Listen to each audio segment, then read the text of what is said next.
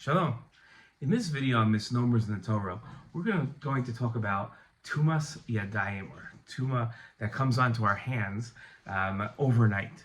And people have this notion, based on some of the Rishonim's writings and what we find in the Shulchan Aruch, that we go to sleep at night, we experience some form of death, and then we wake up in the morning and there's a remnant of that death that stays on our hands. And that death is Tumah. I don't know, but I guess the word, it would be impure in this connotation, even though we don't usually use it. I'll explain in a minute. And therefore, you have to wash that off your hands immediately upon waking up. It's dangerous otherwise. Touch food, you can't eat that food. That food might be dangerous. And this seems really just incompatible with so much of the rational aspects of the Torah. What is this tumah? What's this impurity that we have in our hands?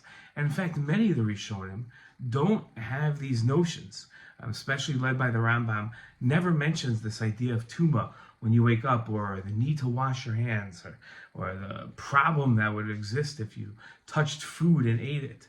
And this tumah, this notion of tumah that comes onto one's hands, this impurity, is really inconsistent with the rational aspects of the Torah.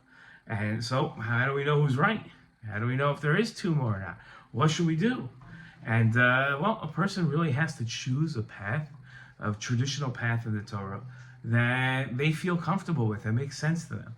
Now, we don't pick and choose. We pick a teacher, pick a rabbi, who we follow. We follow their ways. We ask them our questions.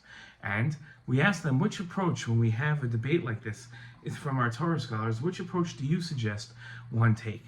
My Rebbeim have told me to take the approach of the rational aspect of Judaism and look at things through that rational lens. And when something is inconsistent with that rationality, we take the second approach. That's how I look at things. And so if you think that this tumah exists, don't be so sure that it does. It might not. Shalom.